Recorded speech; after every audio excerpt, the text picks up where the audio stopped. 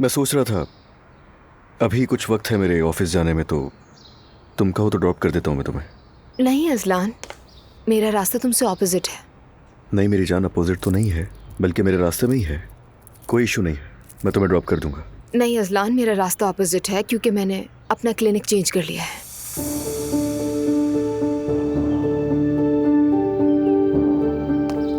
क्या मतलब है?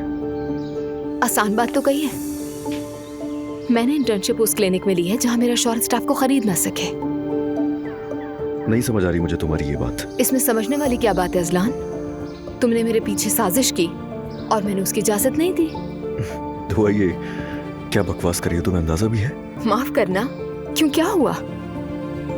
तुम मेरे पीछे साजिश करोगे और मैं चुप बैठकर देखूंगी? अजलान देखो, मैं नहीं चाहती कि मेरा अंजाम नूर जैसा हो। दुआ, नूर का इस सबसे ताल्लुक ही क्या है? पागल हो तुम क्या? रास्ते अलग हैं मगर नतीजा एक ही है।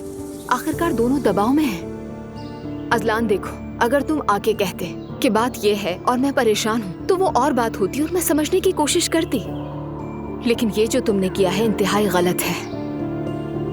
देखो, डॉक्टर बनने जा रही हूँ मैं। अब मरीज कोई मर्द या औरत नहीं होता। हाँ, डेंटिस्ट बनने वाली हो तुम, मगर उसके साथ तुम एक माँ भी बनने वाली हो, मेरे बच्चों की माँ। जरा भी फिक्र मत करो, मैं अपने बच्चों को कभी नजरअंदाज नहीं करूंगी। लेकिन मेरी तुमसे एक दरखास्त है, मेरे पीछे चुपके से कोई चाल मत चलना। अजलान देखो, तुम्हारे अंदर ये जो ताबेदारी पाई जाती है, उसी को देखकर तो मैं तुम पर फिदा हुई थी। आ जाए। सुबह बखैर अजलान साहब।